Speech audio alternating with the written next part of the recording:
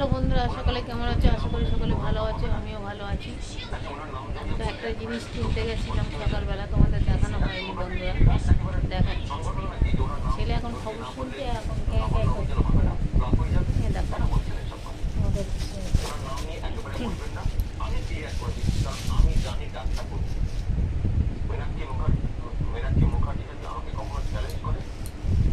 blue white দিয়ে